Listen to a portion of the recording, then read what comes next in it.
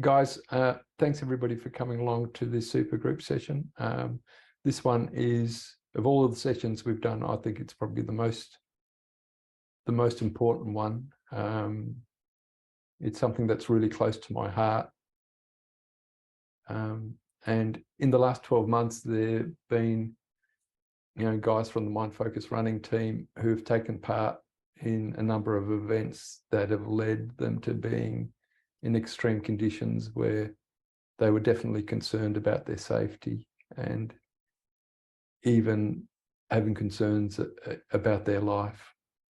And I think sometimes we lose focus on the fact that ultra running can be a very dangerous sport, and like I look back to a race in Patagonia, not that I was there, but it was all over the news in 2016.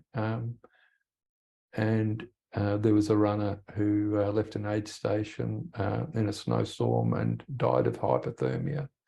And I remember after that race, there was a lot of criticism in social media circles. And I remember saying to Sue, my wife at the time, I said, if anything ever happens to me in a race, don't have a go at the race director, right? Like that's my decision to be there, and I need to be responsible for my own actions. So if it happens, just be okay with it.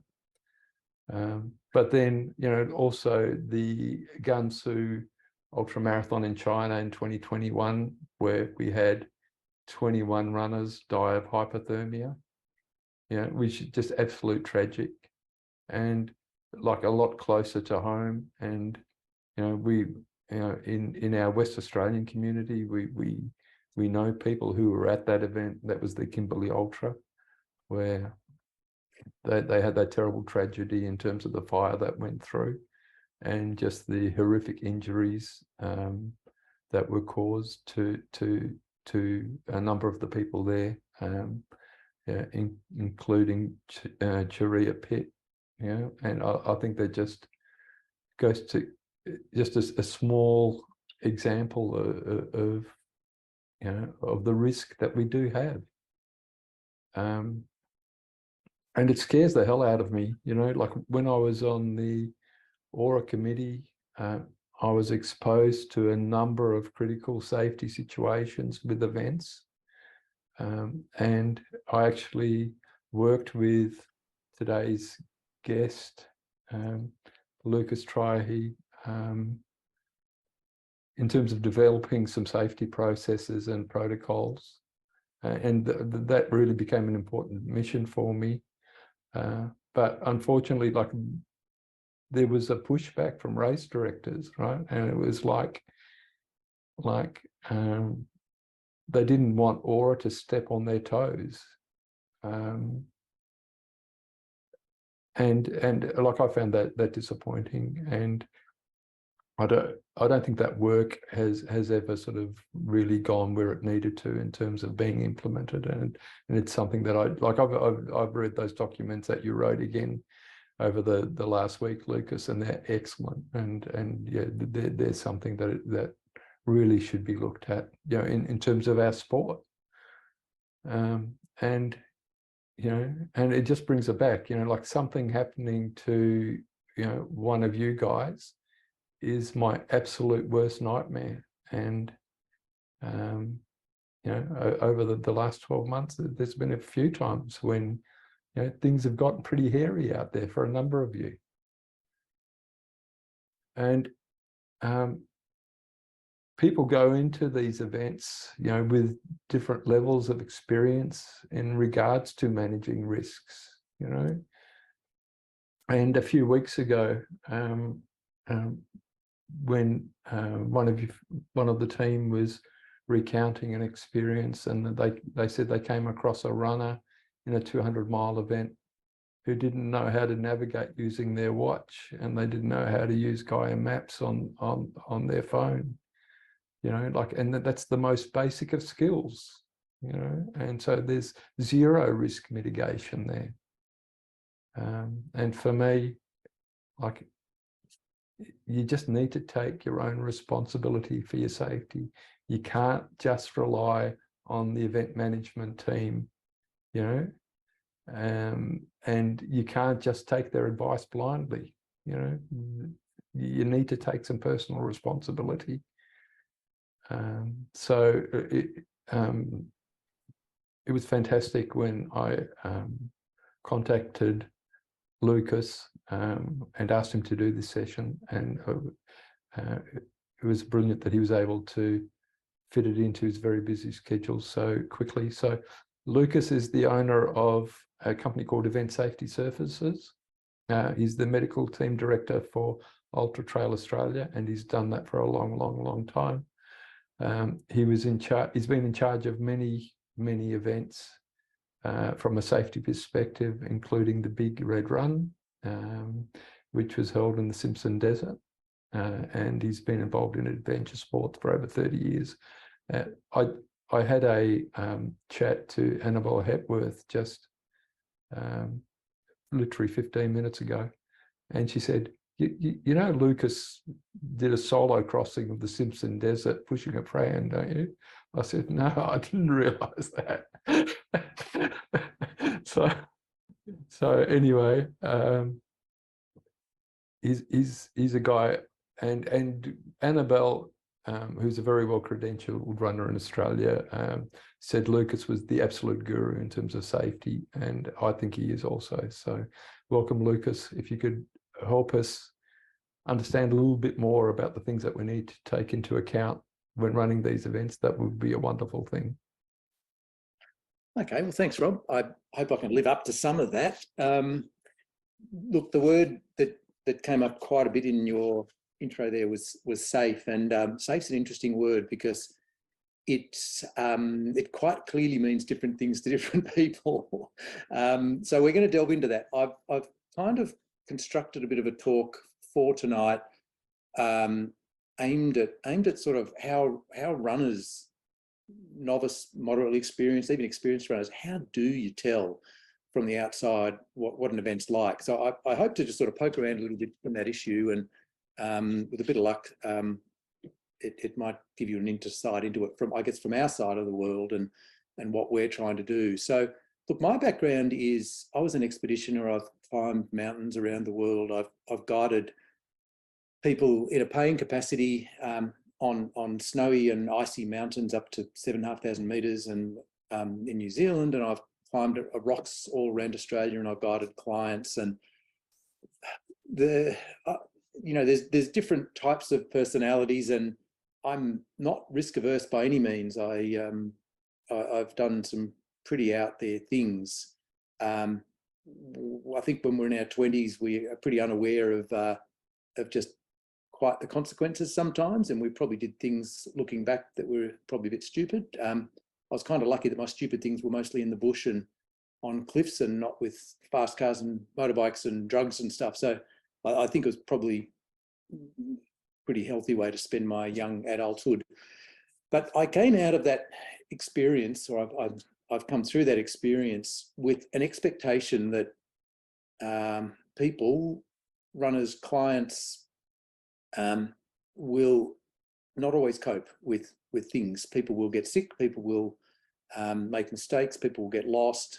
Despite the very best runner briefings and the best info, people will get into a bit of strife. And I view our role as organising an event is to kind of expect that people will stuff up or things will go wrong. So that's kind of that's one of my guiding principles, I suppose, is I'm optimistic in many ways, but when it comes to this stuff, I'm sort of ready and expecting that things will go wrong. I also spent 6 years editing an online publication called the Australian Accident Register. It's archived now, so it's a little bit hard to find, but you'll find it if you want to have a look. And we looked at the reasons that a whole lot of adventure-based accidents happened, and spent 6 years delving into the background. We'd approached people who'd been the victims of some pretty nasty incidents and some fatalities in the climbing, the canyoning, the outdoor world, bushwalking, mountaineering, Australian-based, and delving in and trying to find out what was the chain of events that led to a death or something really nasty happening. I helped set up a volunteer group called the Climbers Rescue Group here in the Blue Mountains, and we got involved in a lot of searches, and especially in canyons, we were pretty good at getting in and out of roped areas quite quickly and efficiently, and we didn't always find people who were alive. We found a few dead people, and I guess I came through my expedition life, and I had acquaintances who made errors or were unlucky or both, and were killed. So I've seen the best and the worst, I suppose. Adventure still draws me in. I love a challenge. I love seeing what's around the corner. I run most days. I still climb. I've got a couple of kids who, one's a really keen ultra runner and the other one's a keen climber, and I still get out and do stuff. But this life that I've led and has got to this point has been my bread and butter. It's been my income for 30 odd years now in one form or another. And then in 97, a couple of really interesting things happened to me. 97 was one and 2008 was the other. In 97, we were asked to send a team to the Eco Challenge in Cairns. Now that was a massive event. It was just put on by Discovery Channel. It's an adventure race, so multi-sport, cycling, paddling, running, trekking, paddling sea kayaks, blah, blah, blah. There's a whole bit, sponsored by the Discovery Channel, and $50 or $60 million was spent on this thing, injected into the economy around Cairns. We saw adventure racing, which was really interesting. And I'm going to talk a little bit more about that later, but it's fairly loose, right? What saves it from having a lot more fatalities is the people who are in it tend to be quite experienced before they get into it. They tend to be people who are canyoners or cavers or climbers or adventure racers who've just done a lot of races. So unlike trail running, where you might get 1,000 new runners to North Face this year, and this is their first big trail run, their first big ultra. Adventure racing sees a lot of stuff. Some of the European teams who came across, getting back to this idea of what's safe, right? Some of the European teams who'd come across were very fit, but totally clueless in things like navigation and sort of what we'd regard as pretty obvious bush skills. They just didn't have them. So they'd get lost really badly, and they'd get off and they'd stay lost for ages, and then they'd have all these stuff ups and they'd drop gear and whatever. So that was kind of interesting. I made a couple of really good friends on that trip. One of them was a guy called Tom Landon Smith, who went on to be the founder of North Face 100, which is now Ultra Trail Australia.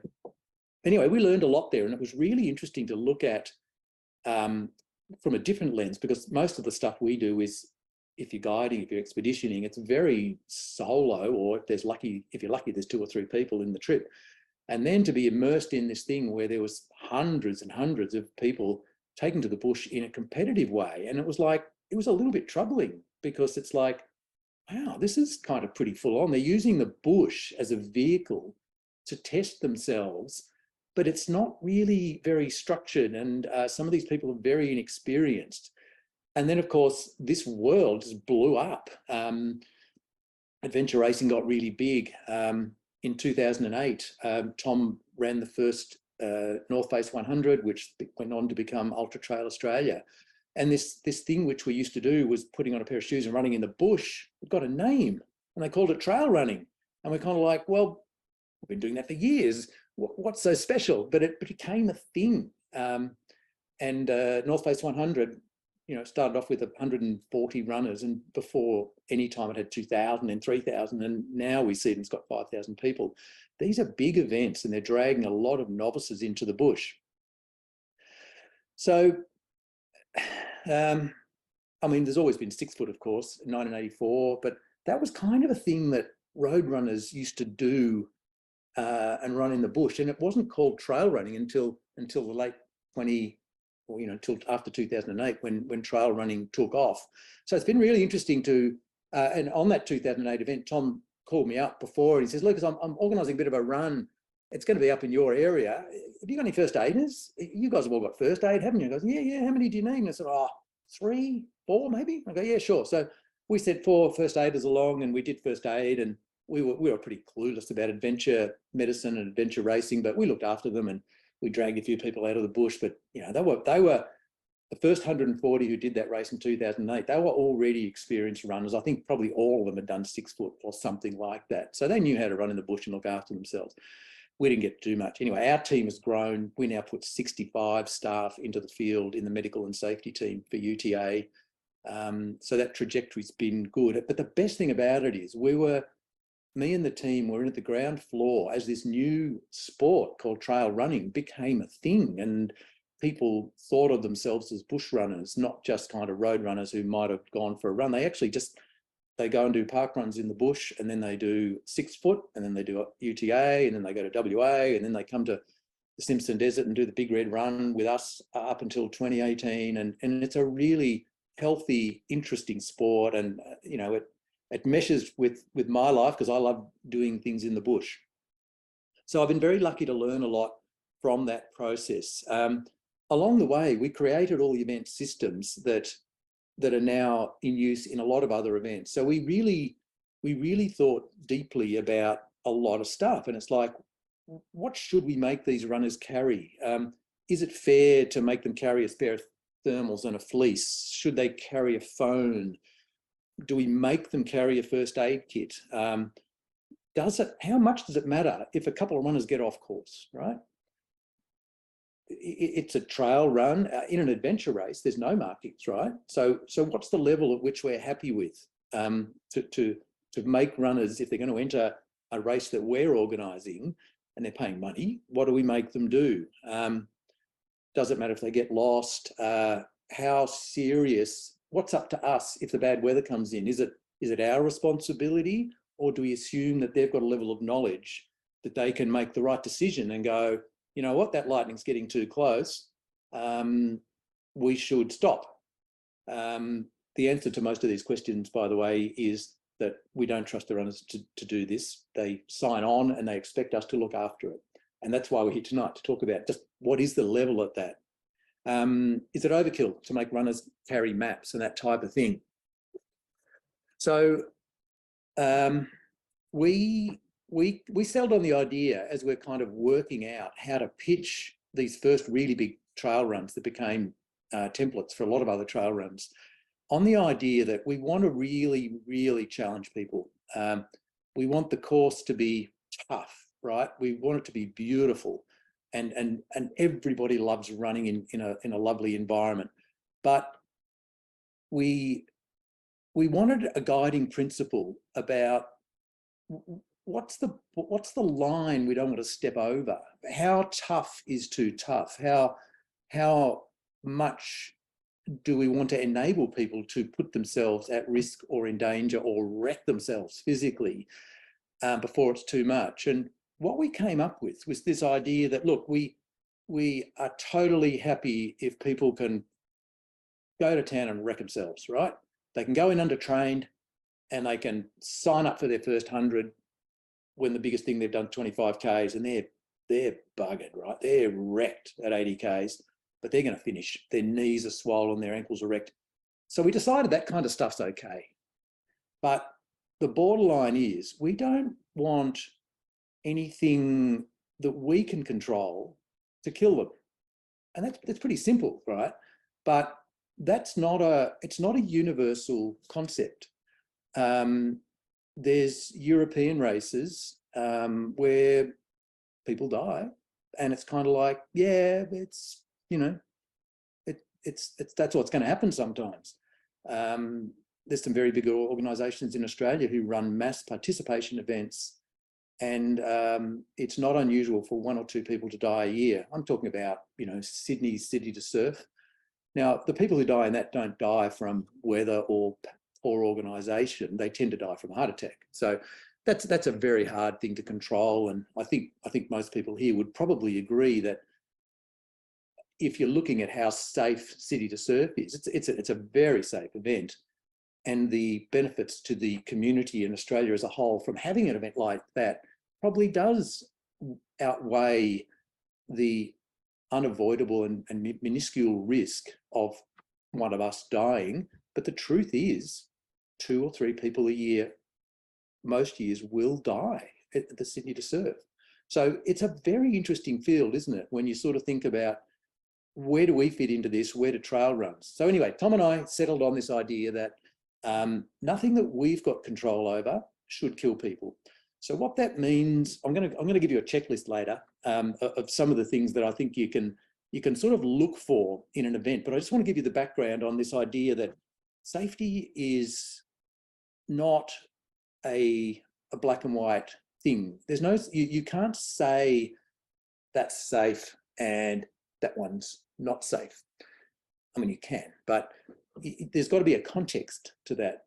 So safety, like a lot of things, is a continuum or a spectrum. So Tom and I, we've decided that we're between here and here. We're kind of around here somewhere. Here would be if people are going to die, and we've settled on here. There's people who run shorter, more controlled events, and they're back here. So we think we've got the balance right, and we think it suits the Australian mindset and what the trail running community expects to be a good, safely run event. And we really don't want someone to die because we didn't take a measure or didn't plan well enough, or a vol didn't turn up at a junction and somebody got lost and they died, or we made a bad decision and let it continue in the face of a really bad weather forecast or something like that. So that's our guideline. We really would rather people didn't die at our events. So the key thing here is the runners don't have the experience most of the time, especially new runners, especially at high profile and well-marketed events. The runners just don't know, right? So you can have a high-profile race director with a really good marketing team, and that thing can look schmick, right? It's fantastic. And they can have a few years and they can run an event that may not be all that well organised, or running on the smell of an oily rag, or with a crew that they pull in with very little training, and they can get by and do that for a few years and all will be good. They might do that for 20 years if they're really lucky. So I'm hoping that by the time the hour's up, I'll give you a little bit of an insight about what to look for.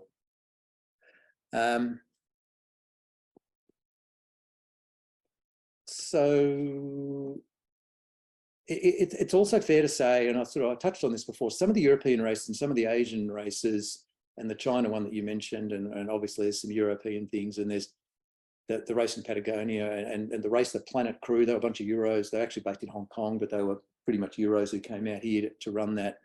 And they've got a different idea on what safe is, partly through lack of their own experience, but partly through this idea that, well, you know, if you push people, some of them are going to die. And if they die through a cardiac event, that's different to if they die because you stuffed up and you didn't communicate and you sent the runners into the path of a fire. You know, that's a different kind of not being safe. So the things that Tom and I talked a lot about back in 2008 was those things I just mentioned: mandatory gear, how much do we make people carry? Is it okay if they get lost? How much effort are we going to put into that? What sort of weather conditions? So we came up with a whole lot of stuff, right? There's also a few other non-negotiables that we inherently felt from the very word go that we couldn't avoid, and it had to be a part of any race we were going to organise. Good communications through most of the course. So we are not going to stage a race if the landscape or the political situation or whatever it is in whatever country doesn't allow us to have good communications around the course. We don't want to hear about a runner who's collapsed from heat stroke 4 hours later and that person died because we didn't hear about it, because we were unable to run a radio network or a phone system for whatever reason in that country. So if we are tasked with running an event in far north Queensland, EcoChunch is a great example. They identified this issue. They had a Cessna with a radio repeater in the Cessna doing circles above the event for 6 days. They actually had 2, of course, and they were alternating, but this thing was just circling. So this thing had perfect radio coverage for the whole time. So you've got to have good comms. You can have the occasional black spot as long as there's a very good awareness among the crew about what that means and the risks that that might take. You might have extra marshals in that area. You might have a timing checkpoint immediately after that. So you can go, runners cruising along, why is that guy particularly late? So we've developed with various timing companies ways that we can track and estimate, so algorithms that estimate the runner, that this particular runner's doing that pace, that pace, that pace. Ooh, this one here is like 20% slower. What's going on? So we'll go looking. We'll assemble really knowledgeable local crew who can get to sick or ill people, or who can go in and close a segment because of a lightning or a storm or a falling tree risk. You've got to have local crew who know what they're doing, or who are prepared to get to know the course really well in time for the race. We spend a lot of time raising awareness among the runners about some of the things that they need to know to keep themselves safe. So runners, again, it's another spectrum. They can be people who've only ever run a bitumen run, and they come to run the first 50k trail run, and it might be in the Victorian high country, but they're clueless. They don't know how to read a map. They don't know how to read the weather. They are really trusting the race organisers to do that work for them. So we want to help them understand, if it's one of our races, we want to help them understand what they've got to do for their own safety. So as well as the mandatory gear, we're going to give them a little bit of some tips on what to look for in each other in hypothermia, whatever. We're going to tell them about some of the common things that we've learned. If you've been to a UTA, you've heard me talk about the two things that put most people in hospital for the first UTAs were taking too many non-steroidal anti-inflammatories and giving themselves acute kidney injury. So I'm talking about Voltaren and ibuprofen. So that used to put 3 people on average per year into Katoomba Hospital. The other one, which would put 2 or 3 people in Katoomba Hospital, was overhydration leading into hyponatremia. So lowering their sodium levels or diluting the sodium levels in their body to the point where they got very sick and ended up in hospital. 3 people a year from each of those incidents on average. So we started saying it at the runners briefing and hitting it with social media and the info that went to runners. There's 2 things you must not do. And we now, even though we've doubled since we started that messaging in about 2014, we've now doubled the size of the number of runners in that race, but we don't see either of those in those problems anymore. So education works, it really does. And we're so incredibly lucky to have the platform of Australia's biggest trail race to get up and tell people these messages. Race directors need to put a lot of effort into devoted weather watching and creating contingency plans. Now, a weekend warrior, for the better word, race director, someone who's race directing as a hobby, they can be awesome. I know some of the best race directors. I know some of the best vols I know are this weekend warrior class. It's a hobby, but they do it really, really well. But I also know some of the people in this class who are extremely dodgy. They don't devote the time. They haven't got the money to invest in getting good advice, seeking professional help in any ways. So they assemble a bunch of fly-by-night vols, lovely people raising money for a cause, will drag dozens of vols in, but you've really got to work hard to build plans that will cope with bad weather, and to have a crew who can respond and get in and close sections of course, change course, remarket, do whatever needs to be taken, keep people out of harm's way. We used to do an event which doesn't exist anymore called Wild Endurance. It was a teams race through the Blue Mountains, 100k and 50k versions, and we had a couple of really nasty flooding episodes in some years, and we had to shut bits of track and close it off. So Tom and I, we've learnt a lot, and we both admit that we're slightly on the cautious side. Proud of that. No, not ashamed of that at all. We haven't killed anyone yet, and long may that reign. It's not impossible, of course, that we could have a cardiac. I'm waiting for that to happen. That's out of our control, largely.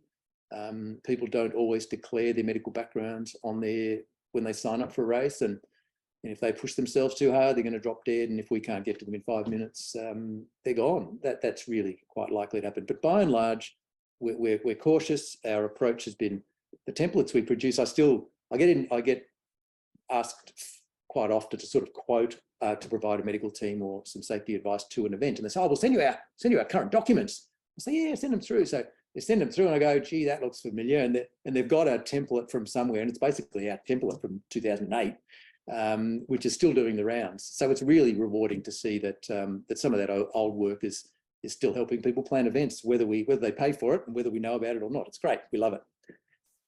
So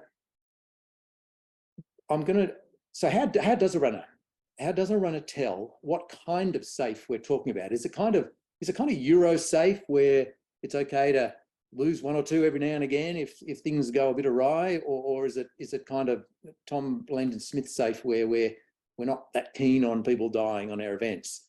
So because an event looks good, it obviously doesn't always mean that it's organised and safe.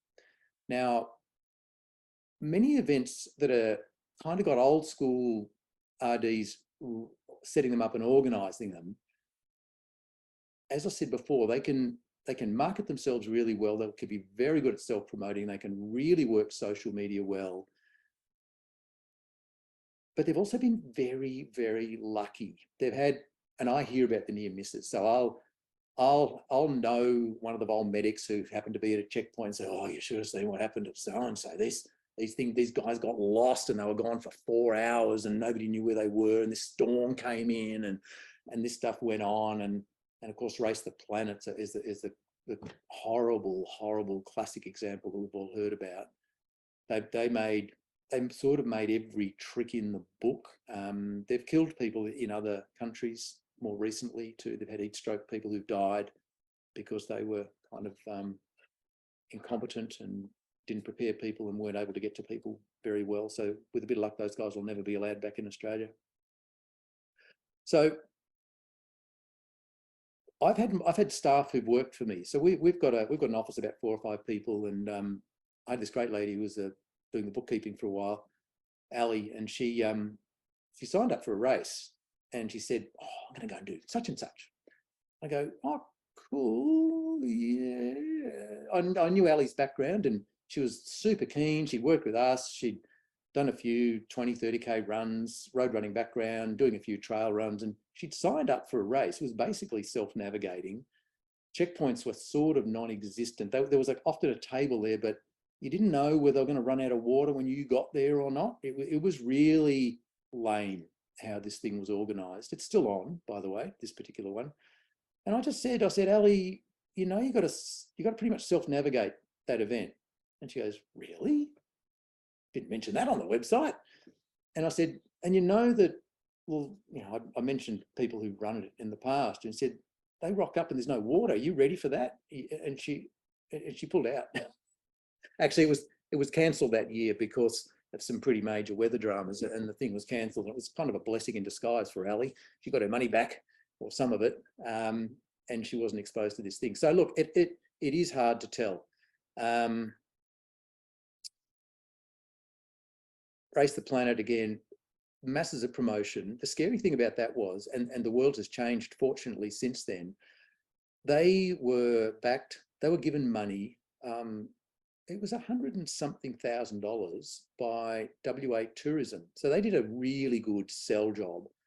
The lady's name escapes me. Anyway, she comes down from Hong Kong. She's got this great race. She's got this heritage of other races they run around the world. She managed to convince tourism that WA really needs this race. It's going to bring in media and coverage, and it'll be good for the economy up north in the Kimberley and blah, blah, blah, blah. And tourism said, "Sounds cool. Here's 100,000, right?"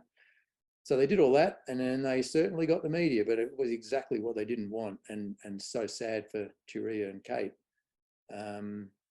They were the worst example of how not to do it. Now, honestly, even if the tourism branch of the WA government can't tell something that's really dodgy, how's your average Joe Blow or Jane Blow runner going to figure it out? The short answer is, back then it was really hard because they actually caused a massive change. So since Race the Planet 2011,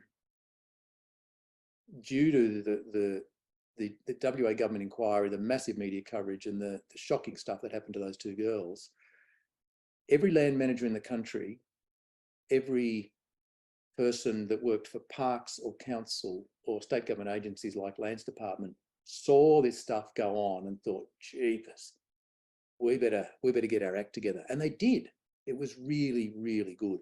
So the only good thing that came out of Race the Planet was that a broom was put through this burgeoning young industry of running around in the wilds of Australia.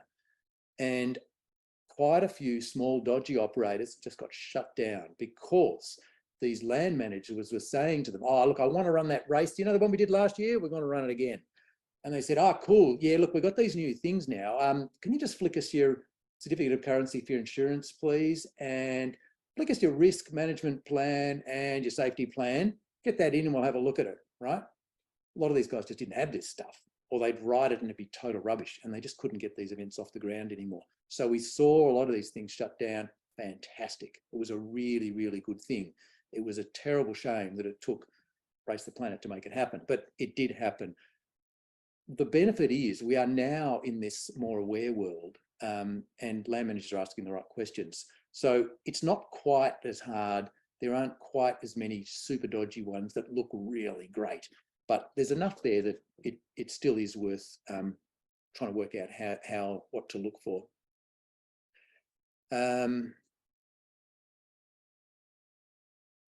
So yeah, the race directors without the proper documentation, risk plans, safety plans, without insurance, or with qualified people in some roles, it just got harder for all of them to do their thing. So here's the checklist. So the first one I've got here is the reputation. Now, don't just ask the newbies because they'll be clueless, they won't know. What have experienced runners got to say about this run, this particular event that you're looking at? The newbies might love it, but they won't. They're not the ones to ask because they haven't really got a valid background to give you a good opinion. Forums, Facebook groups, ask questions, drill down. There's lots of coaches, there's lots of people like Rob around who've been around the traps and who know what to look for, and ask the right questions. You know, in my local area, Brendan Davies is an awesome guy, and you can message him on Facebook and he'll answer you.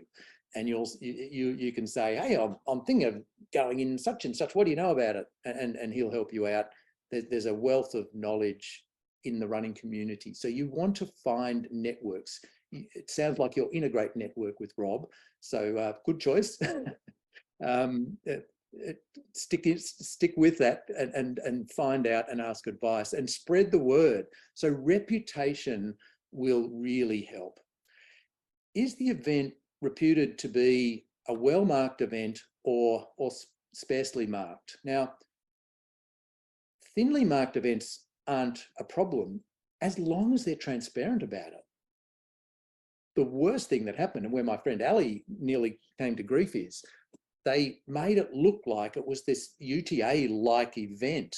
And if you didn't know, it was nothing like it. And people regularly got lost. One of New South Wales' best runners, Andy Lee, got lost on this particular race, and he was in the lead. He got off track. He was lost for 4 hours. They had no comms. They had no way to find him. He eventually figured it out and backtracked. He was without water for 2 hours, blah, blah, blah. It just goes on and on because this thing was so poorly marked. People didn't know, and it was poorly supported. And there should have been a vol at that junction at the very least. Anyway, there wasn't. So they've got to be honest and they've got to be transparent, and that's hard to tell. So again, I come back to reputation. You've really got to drill down and ask. Not all runners need to be like UTA. We admit it's totally over the top. You can't run around a bend without a bit of pink flag and tape.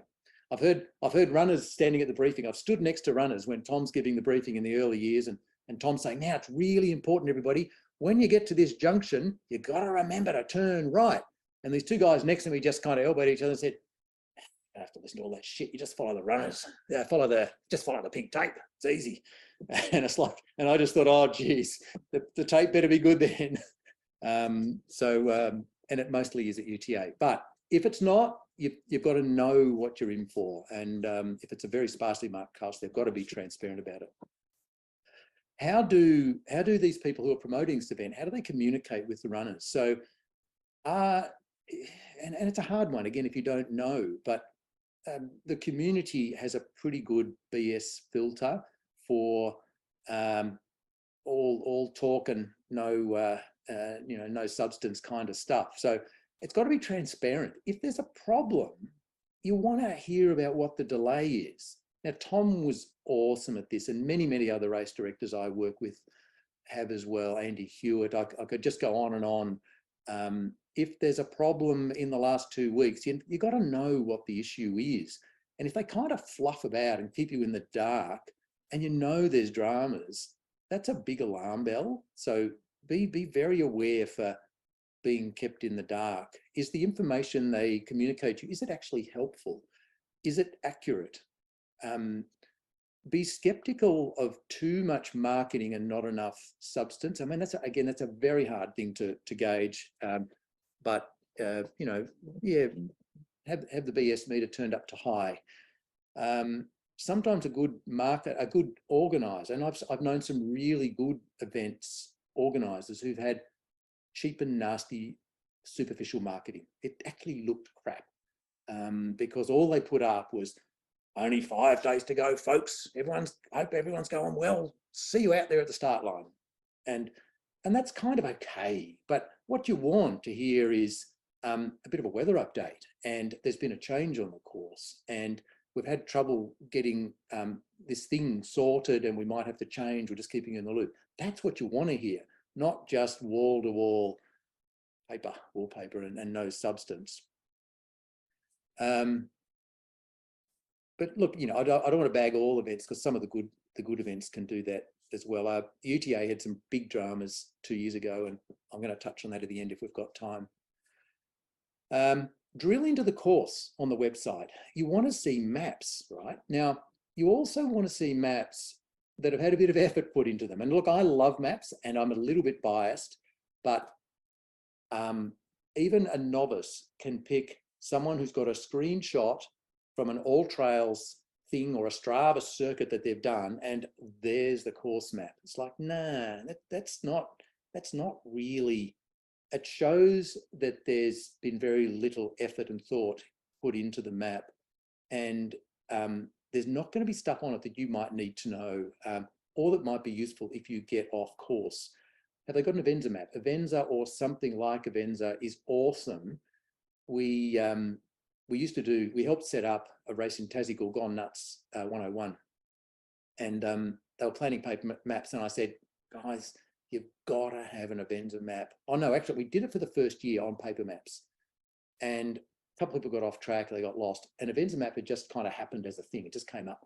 They said, we've got to get everyone on Avenza maps, got to make it mandatory. And they go, oh, they're not so good on their phones. And I go, oh, push them.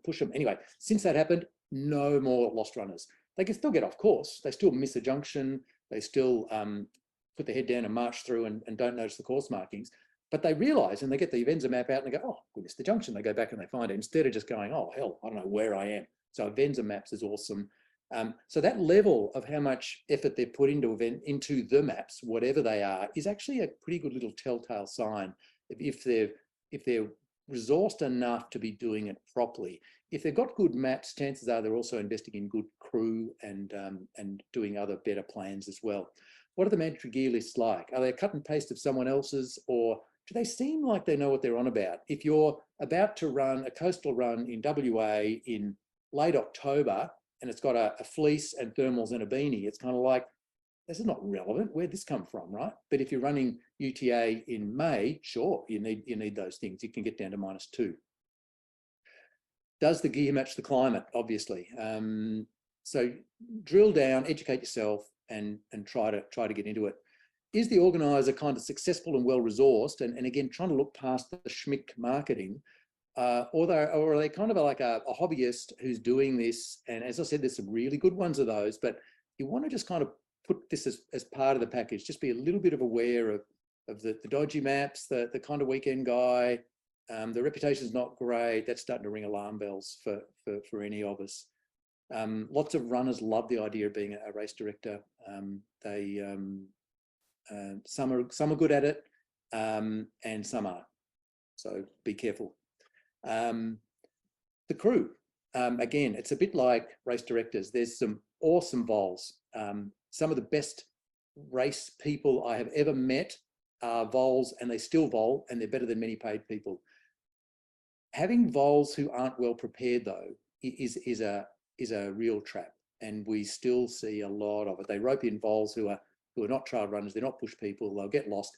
And if you go down and do an ankle and it's 2 degrees, you kind of need someone to come and give you a hand, or you're going to die of hypothermia, or you'll get really sick. Or if you're vomiting, you've got a gastro bug and you need medical, you don't want to be sitting there for 4 hours and nobody's realised you're missing and no one's able to come and get you. So, you know, a well-prepared team of vols is really worth looking for. And again, I know that's hard to tell, but just put what you can together, piece it together from talking to people. How are the event crew paid? Now, this is something we regularly bring up if we're working with new race people. There's a thing in the tax and the financial world called dodgy contracting or sham contracting. Now, I might be a race director and I've got this event and I want someone to come. I can pay you, mate. But you'll need to give me an invoice because I don't want to put you through the payroll because that's kind of tedious, right? The trouble with that is these people, if they're engaged that way, they're not actually true employees. They're not doing it legally by the tax system. But even more important than that, they're not covered by the event owner's insurance and they're not covered by their public liability. So if things go bad, they're going to go really bad. And it's just another little thing. So if you see a race director looking for staff and it's pretty clearly not just going to put them on as PAYG or as genuine contractors where you need your own insurance, it's a big alarm bell. It's probably a slightly dodgy outfit. And again, part of that puzzle of just another thing to watch out for. When you signed on, did the event portal, or even if it's paper form, did they ask to see your medical history? Now, in this day and age, it's kind of criminally negligent not to collect that information. It's a real outlier, and it's probably one of your very good ways to sort of pick a slightly dodgy event. If they're not asking for your medical histories, they're so old-fashioned, it's not funny, and it's easy to do. You just need a proper portal. They need to ask a few basic questions. Have you got a medical condition? Are you allergic to anything? You're taking any medication? Have you been in hospital in the last while? Some sort of those questions will unearth stuff. So if you're found unconscious, lying on the side of the track, they'll pump your number into the computer at the event control and say, yeah, look, that runner 2-3, he's actually diabetic, mate. And you go, right, great, I'm glad I knew that. Or it's like, look, that unconscious person, there's no declared medical, but he is taking this medicine, which seems to be an anti-seizure medication. So it's like, wow. So these questions are really useful. And if you don't see them asked, it's a big alarm bell. Emergency contacts, is there a system when you sign on to collect your details, your next of kin, and to have some way of finding you if you do or don't turn up or get lost on the course? Is there a plan? In some events, you need to make sure that there's a good timing system or some method to track you around the course, so that if you have problems and get off course, they actually know you're missing. There is events still going on, where people are getting off course and getting into all sorts of strife. There was one on Bribie Island near Brisbane, about 2013. Runner got off the track, was a bit woozy. It was on a beach run on Bribie Island, so a semi-urban landscape. Felt a bit woozy, went down, lay down behind a sand dune, died of heat stroke, cooked his brain, was found alive but died later from a heat stroke injury to his brain. Got off track. They didn't know he was there. The relatives were at the finish line saying, "Where's Steve? Where's Steve? He's not a back of the pack runner. He should be here." And the race organizer going, "Well, I don't know. He hasn't come. He'll turn up." And he didn't, and he was dead. So some form of tracking is super important.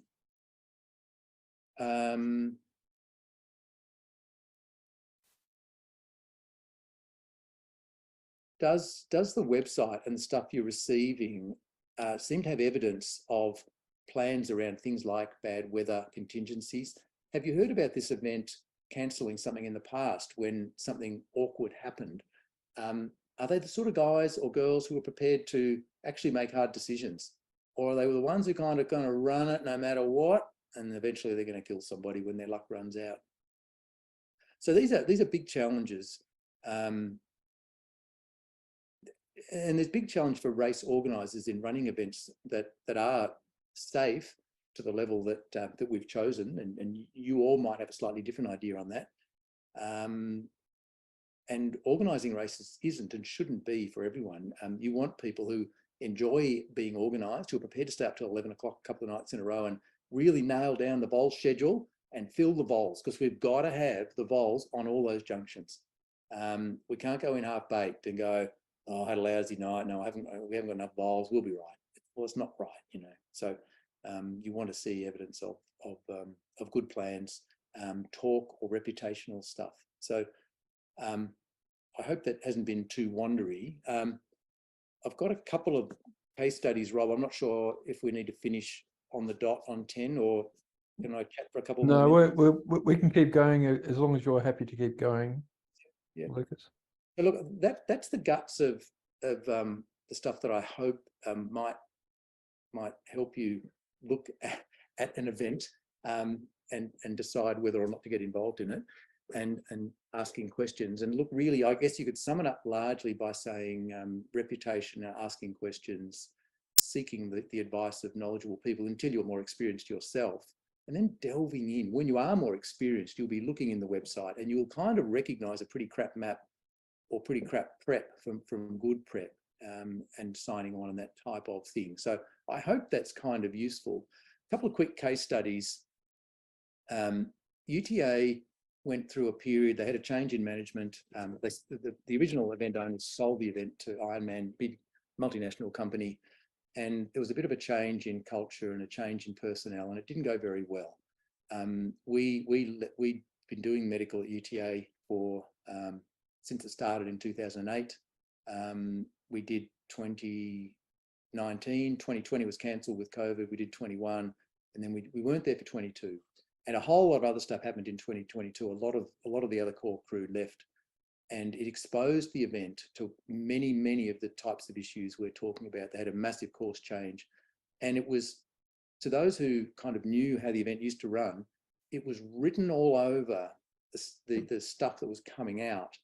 The social media was shallow. It was not informative. They weren't being transparent about the reasons for delays in the course.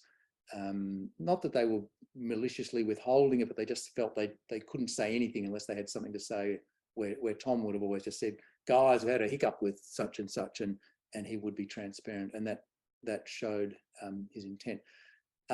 It was a pretty crap event. After it happened, I was working down the coast, and they hadn't updated the paperwork, and I was getting phone calls on my personal phone because people thought I was involved and they didn't know that there was a new team. And I heard from Police Rescue New South Wales Health when I got home, Nepean Hospital, saying, what the hell happened last weekend? There's all this weird stuff going on. Change of people. They recognised that the event was not on a good track if the right people got back involved, and they basically just said, what do we need to do? We want to get the gang back together. So the gang's back together, and we're now back in there. We've rolled up our sleeves, and we're back on deck. But it was a really interesting kind of contrast between 21 and 22, or 22 and this year. And you can see it in all those things I mentioned. The reputation really suffered because of the lack of transparency. They didn't communicate well with runners. The maps were screenshots of All Trails events, not proper maps. They dropped the ball, and you could see it if you knew what to look for. And you won't see it this year because the team is back together, and we're working really hard to cross every T really properly and deliver a good event. And the new people in the company, to their credit, have just been awesome.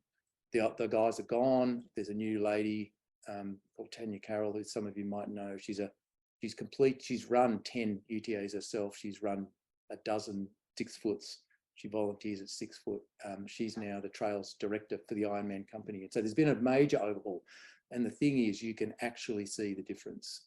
So it's a really interesting case study. And if you know a little bit what to look for, you can tell. Total contrast, a guy called Andy Hewitt. Who knows Andy? Anybody? Rob Wood. Yeah, absolutely. No, Andy. Yeah, a legend, has run a couple of races in Victoria, used to run the Bogong to Hotham. We staged the National Trail Running Conference in the Blue Mountains here in 2015, and Andrew was one of the guest speakers. But he arrived and he was almost in tears. So he poured his heart and his soul, as he does every year, into the Bogong to Hotham run. So it's right across the high country in Victoria. Absolutely beautiful, magic course. But he'd been kicked in the guts because right at the very end, these horrible weather conditions conspired, and it was just blatantly unsafe to run this thing. So I had to cancel it, and it just gutted him. But he earned so much respect because he was prepared to take the hard call. Many race directors would have let that go, and they really would have put people in jeopardy. Andy was busting not to do it, but he made the right call, and full credit to him. And as I said, if you see a race director prepared to do that, it's a pretty good sign that they're actually taking things seriously. Gone Nuts in Tassie was something that we helped set up. So I met the race director, Michael Phillips, in the mountains. He actually came to that trail running conference and he said, Lucas, we're setting this new race up. We'd love it to be really good. We'd love it to be state of the industry for safety and being well organised. What do we need to do? So we worked really closely with Michael and his team, and we set up this awesome little event, and it's still going strong.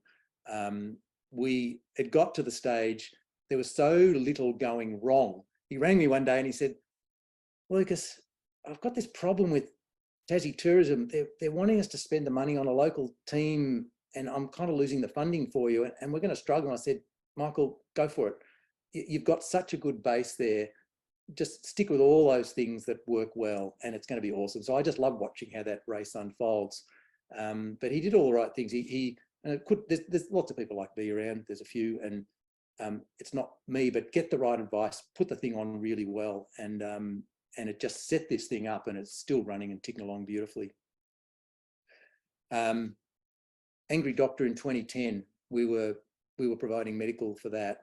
We're all down there, and this totally unscheduled storm whipped through the Mogo State Forest, and it was like a little mini cyclone, and it went through the forest, and it just cut this swathe 200 meters wide, but almost every tree in this 200 meter area was just knocked to the ground or kind of hanging and really loose because the weather had been so wet. And we all got together because the race was due to start at 6 o'clock the next morning. This thing went through at 2 p.m. in the afternoon, and we're all kind of there. We all want to make this thing work. So we can change the course, and we can go around that bit, and we can do this, and we can do that. And then we just all looked at each other and thought, no, it's not right, is it? It's too dodgy. So we canned it, right? I had to go in and get a radio repeater. So I drove along one of the tracks into the far side of the course, not even on a bit that had been affected by this little mini cyclone, but the ground was so wet and the wind had done so much damage weakening the trees. I drove in, picked up the repeater, put it in the car, drove back, and there's a tree taller than my car across the track. So it had gone down between when I'd gone out and when I'd come back. So like in 10 minutes. So it's like, holy cow, did we make the right decision? So yeah, again, brave horse directors and race directors make hard calls sometimes. You don't always get it right. Sometimes we're a bit cautious, but again, if you see race directors doing that stuff, it can be a good sign. Adventure racing, this is my final thing. Adventure racing is a really interesting kind of allied industry, if you like, or activity. And it just illustrates this point that we started with, is what is safety? What does safety actually mean? And how safe should an event be, whether it's a trail run or an adventure racing? Now, I went and did some work on an adventure race we did Eco Challenge in 97, but not much after that, mostly trail runs.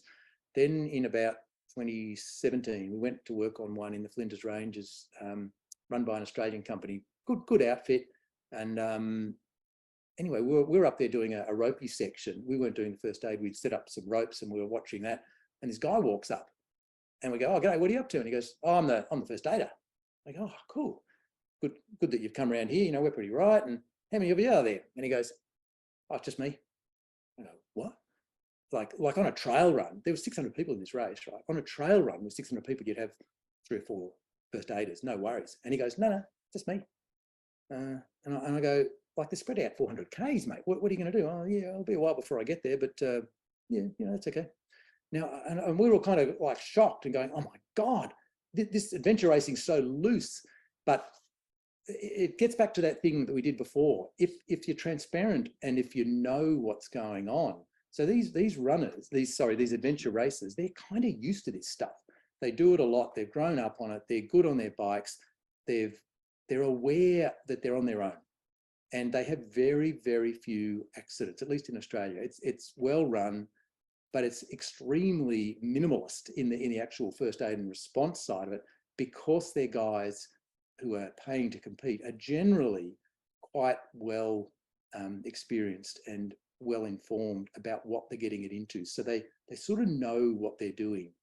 And you know, when I thought about that and looked into it a bit more, it reassured me that they're not all total crazy cowboys.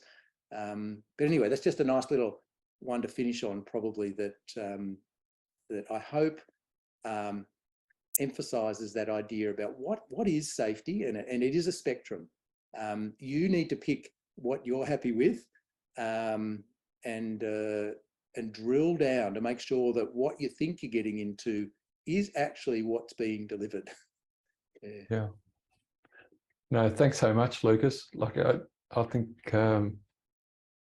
there's some absolutely fantastic insight there in terms of our sport and the potential dangers involved.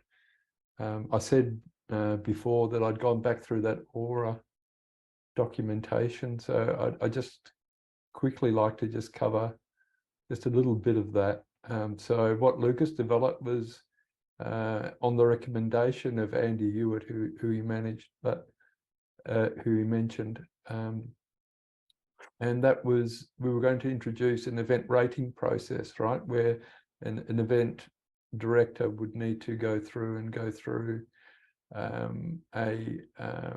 risk rating in terms of various criteria, and those criteria included the distance of the event, the elevation, the level of course marking, the weather, all of this, right? And so there was a level 1 event was low risk, and level 5 was high or very significant risk.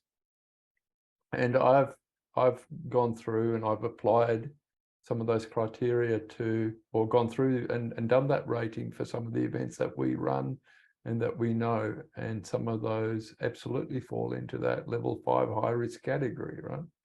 And I'd just like to read what Lucas described as the sort of participant who a level 5 high risk event was suitable for. And he described that person as being very experienced, self-reliant runners with skills that might include 1, being able to navigate in remote off-track areas in hazardous conditions; 2, manage without food, fluid and aid stations; 3, able to make good decisions about carrying and using extra clothing and equipment in remote areas and poor conditions; and 4, a high level of fitness and resilience. Yeah, and that's what it comes down to. You just need to be honest with yourself. You know, look at some of those events and go, is that me? Can I do that? Because I know that for many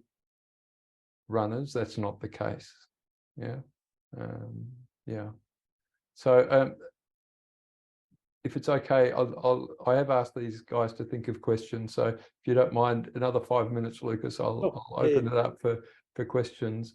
But I'll start just with one that I had, and that is, and I look at my own participation in these events, and really my own knowledge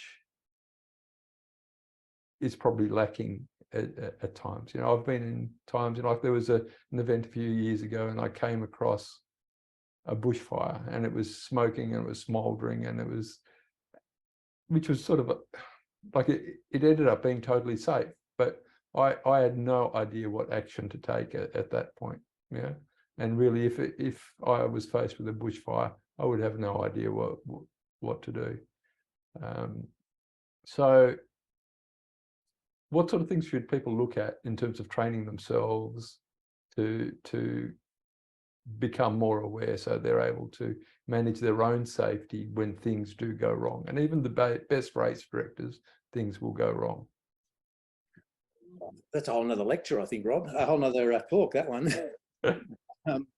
But well, look, I think it goes back to some of that stuff that I said, the things you need to ask about. I get, you know, that's the other side of that coin is you need to look into those things and educate yourself about them as well. Learn about, you know, if you want to take on what would be classed a 4 or 5 event, you know, some of the more remote things, yeah, you might need to learn to navigate. So go into a nav course and learn. I mean, experience is a great teacher, of course, and you know, I think 3 of the things in that list were only to be gained by blocking up a whole lot of fairly straightforward runs and getting the miles in your legs, but also getting the experience and having run out of food and water and learning how to cope with those types of situations and still make the best decisions you can. I mean, the fire one's interesting. Because every land manager that we went to for about 3 years after Race the Planet said, what are you guys going to do about fire? And we go, so I got quite good at studying the fire analysis or the fire risks for the different climatic regions. And the Kimberley is sort of one of the worst you can get. Very, very fast growing greenery burns off and then burns, so, you know, dries off to be brown, and then burns rapidly. So the fuel loadings are very high.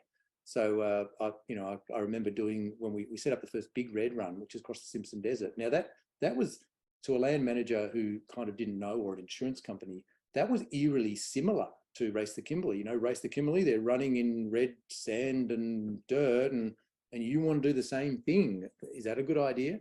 So we had to sort of show them the climate and the vegetation loads were very different. The fire behaviour was different. So the standard stuff about a fire is obviously retreat or go to the side. If you're trapped and the flames are less than 1 metre high and you can see burnt area on the other side, you can run and jump through it, right? Sadly, the girls had no guidance about what to do if they were caught, and they kind of did the worst possible thing, which is to stay put and hunker down, and the fire went over them and it was awful. They would have been better to run the other way or jump through the flames, but nobody had shown them how to do that. So as a result of that, on the race cards, the laminated cards that we gave all the big red runners, it had a little thing, what to do if you get stuck in a bushfire. So I think, you know, without spending another hour, Rob, you'd have to just sum it up by saying you just need to do your homework. And if you're honest with yourself and you're undertaking something that you think could be at the higher, you know, a slightly more risky end of the spectrum, find out what's involved, talk to people, get advice, learn what you don't know.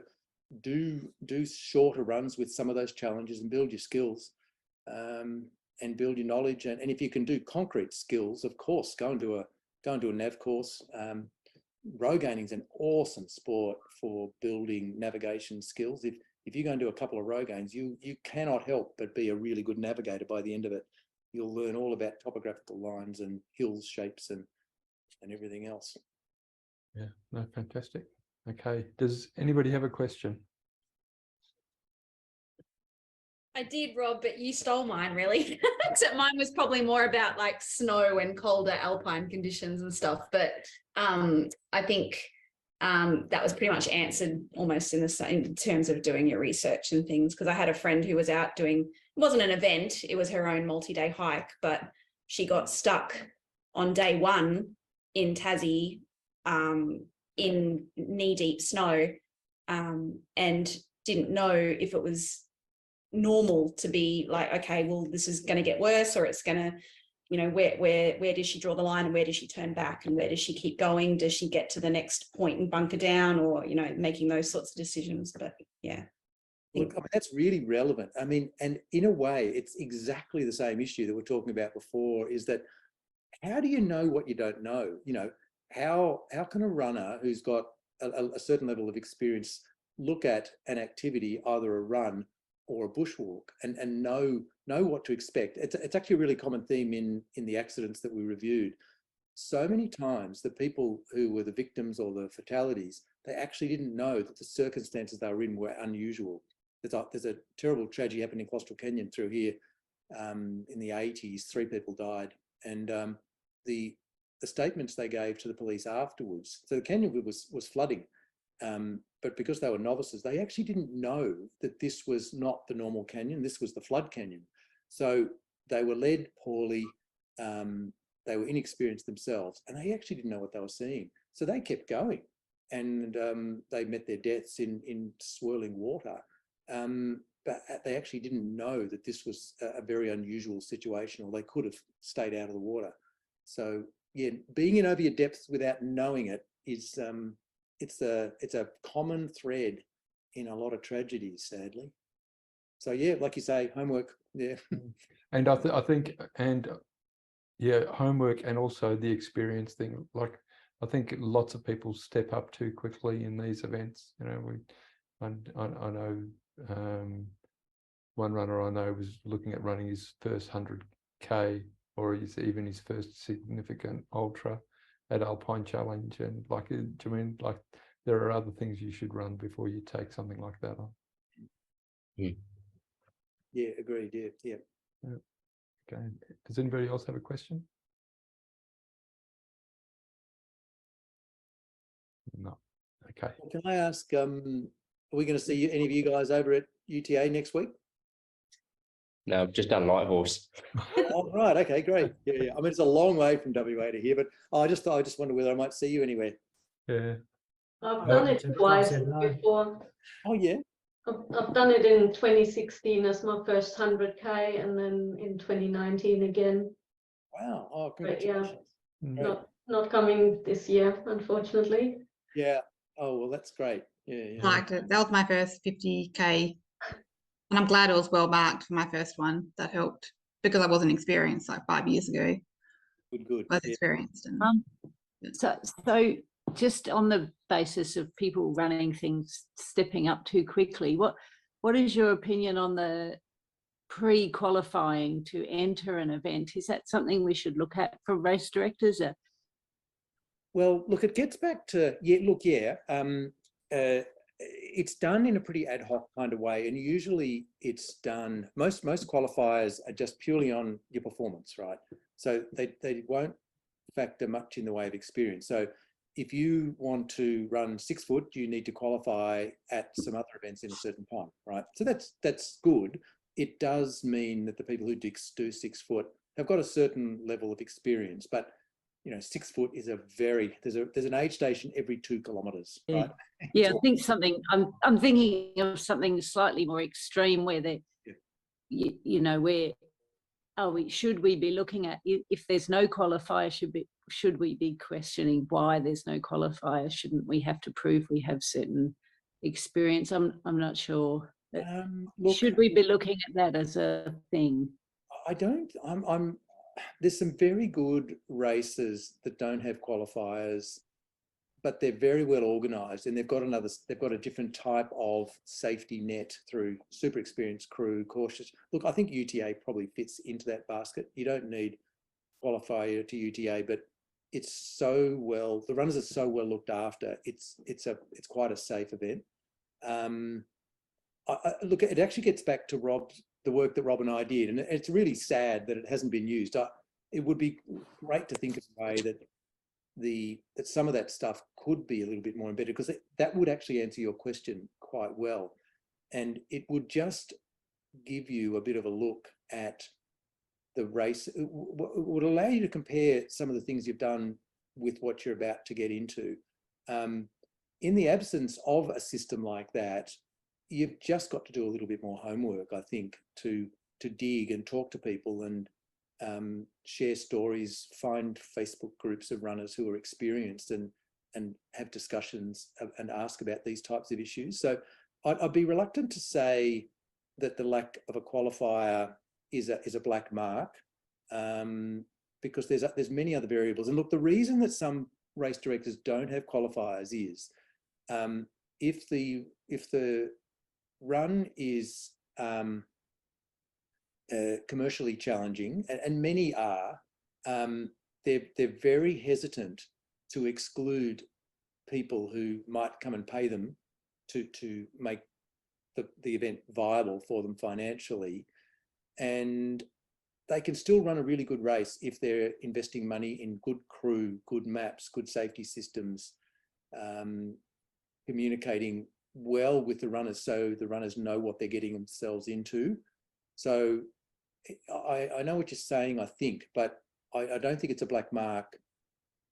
And I don't know how you would kind of suggest it. I've seen it done. I guess I've seen qualifiers done very superficially, purely on, oh, if you've done such and such in 2.5 hours, that's your qualifier. I'm not sure that it's super useful.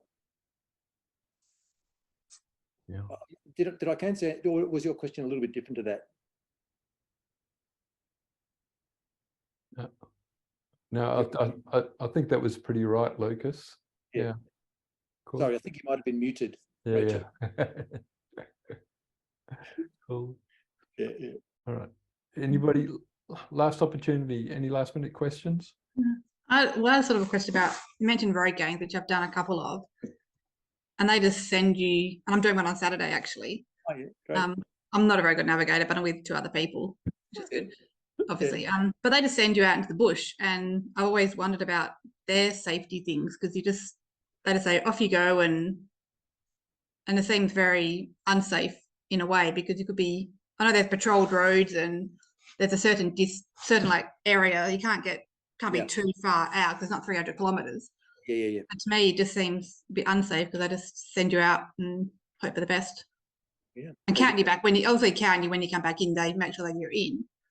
Yeah. And look, you know how we talked about, there's a whole bunch of things. You can do this and this and this and this well. One of those was having set up crew with a high level of experience.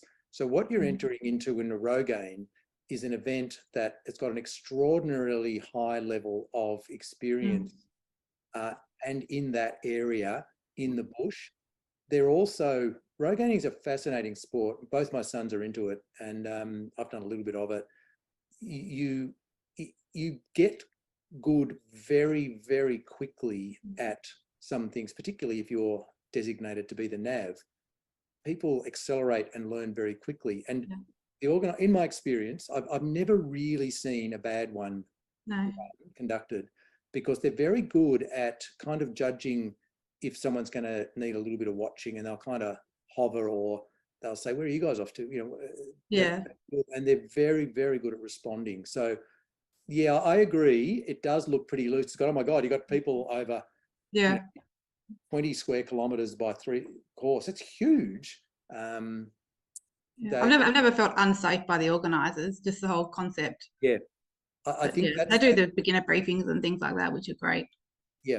Most of the time now, too, they're making you carry a phone in a Ziploc bag or in some sort of sealed pouch. Yeah, I carry my phone, mainly for photos and like just in case. So you can, but I don't use it. More and more places will have some sort of mapping. So you can probably, at a lot of road games, you can open it up and make a call. Yeah. And as long as you've got an emergency plus app or something with lat longs, they'll come and find you as well. Yeah, I've never felt unsafe. It's just the whole concept seems a bit different too. Yeah, I agree. All the trail running I've done. Yeah. It looks pretty loose, doesn't it? Just go to it. But I mean, you've just done heaps as well, a lot more than me, like champion road gainer almost. Yeah. All right. Okay. Look, we've gone half an hour over. I think we'll call it a night. Thank you so much, Lucas. I think you've given everybody lots to think about when, number one, in terms of